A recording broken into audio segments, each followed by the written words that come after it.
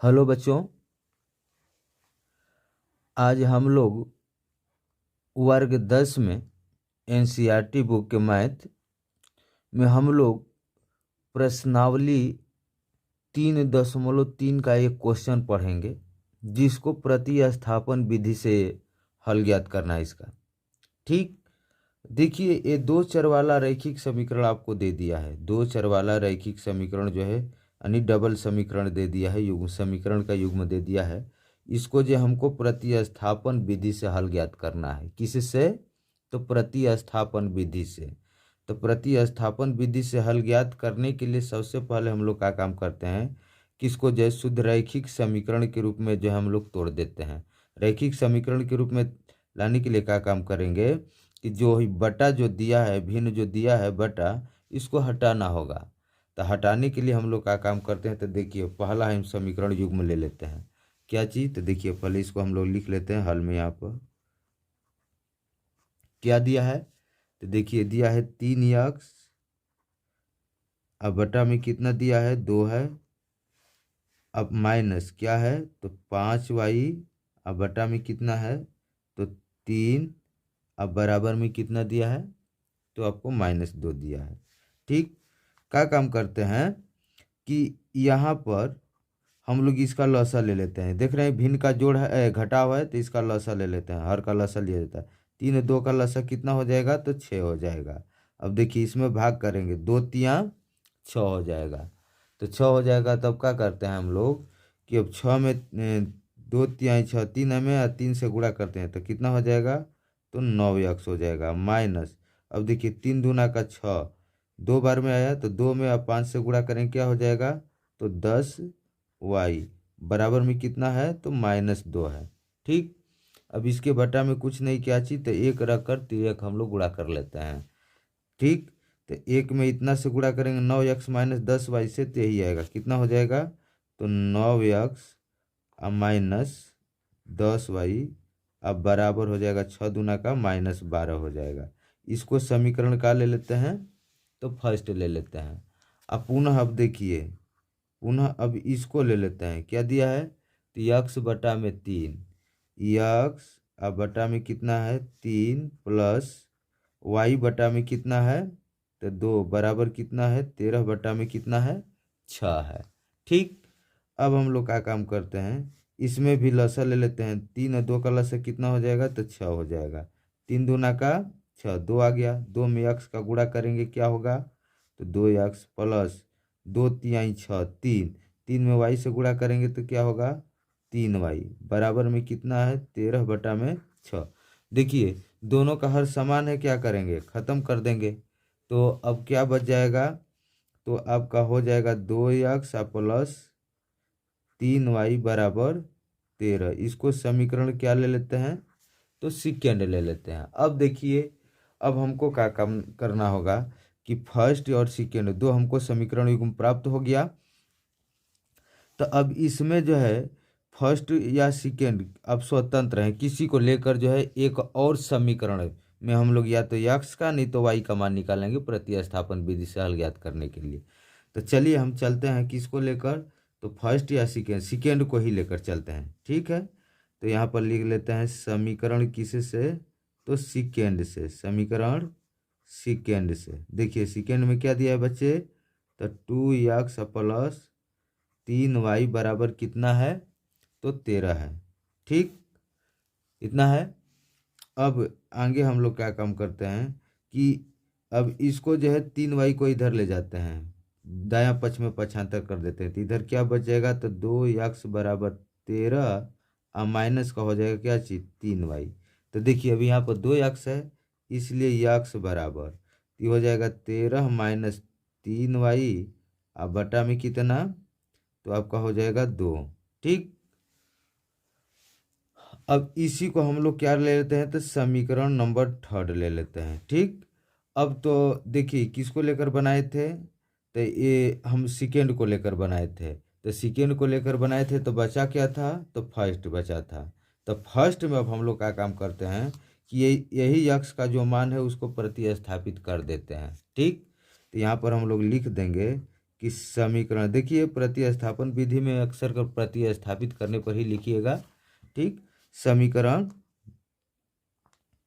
आपको फर्स्ट में यक्स का मान प्रतिस्थापित करने पर, ठीक। तो फर्स्ट को हम लोग लेंगे। देखिए फर्स्ट में क्या दिया है, तो आपको 9x माइनस 10y बराबर -12 है। यहाँ पर लिख देते हैं 9x माइनस 10y बराबर -12 है। ठीक, अब हम लोग आगे क्या करते हैं, देखिए यहाँ पर है 9 लिख देते हैं। अब यक्स का वैल्यू देखिए, यक्स का मान कितना है, तो देख रहे हैं यहाँ पर कि 13 है, -3y, अब बटा में कितना है, तो 2, अब माइनस कितना है यहाँ पर, तो 10y है, बराबर कितना है, तो -12 है। ठीक, अब क्या कीजिएगा आगे इसमें कि अब दोनों में जो है, अब 9 से गुणा कीजिएगा, तो 9 में 13 से गुणा करेंगे कितना होगा, तो 117 माइनस 9 में 3y से गुणा करेंगे तो 27y, अब बटा में कितना है, तो 2 माइनस 10y, अब बराबर -12। ठीक, अब देखिए आगे हम लोग हल कैसे करेंगे कि यहाँ से हम लोग ले लेते हैं। ठीक, देखिए अब यहाँ पर हम लोग एक बार और लिख देते हैं, कितना आया था, तो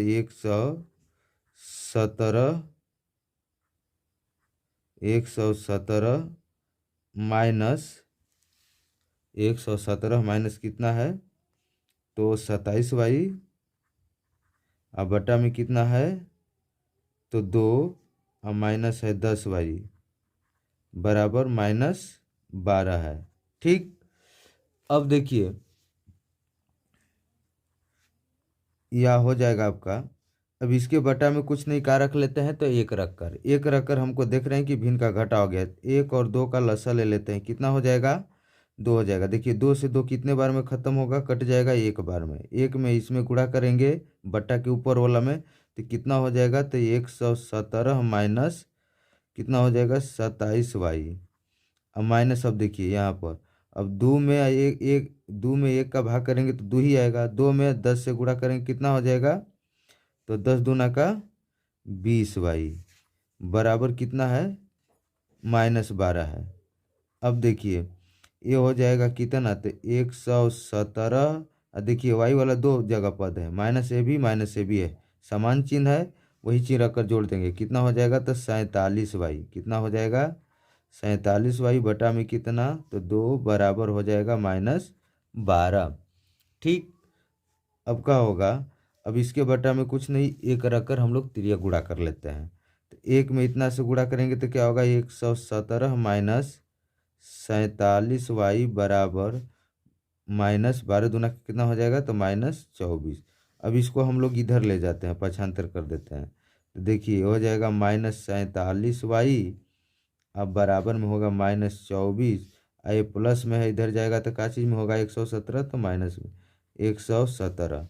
ठीक, अब देखिए यह हो जाएगा -47y बराबर आपका कितना हो जाएगा, तो दोनों जो है 24 17 जोड़ेंगे तो कितना होगा, तो माइनस में हो जाएगा 141, -141। देखिए दोनों तरफ माइनस है, ख़त्म हो जाएगा, इसलिए y बराबर रखेंगे तो 141 बटा में 47। ठीक ना, कितने बार में ख़त्म होगा, तो देखिए 3 7 21, 3 6 के 12 2 14, यानी 3 बार में ख़त्म हो जाएगा। कितने बार में कट जाएगा, 3 बार में कट जाएगा, यानी y का मान कितना आया, तो 3 आ गया।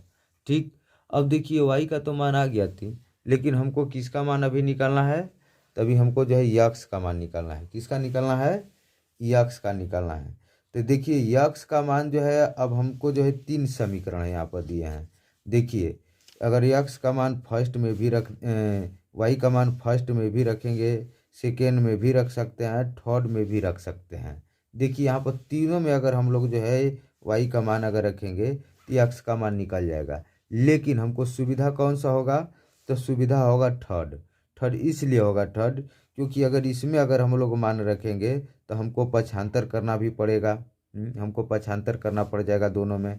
लेकिन इसमें अगर रखते हैं मान तो इसमें जो हमको पक्षांतर नहीं करना होगा, डायरेक्ट मान निकलेगा। तो इसलिए अब लिख देते हैं हम लोग क्या चीज़, तो समीकरण थर्ड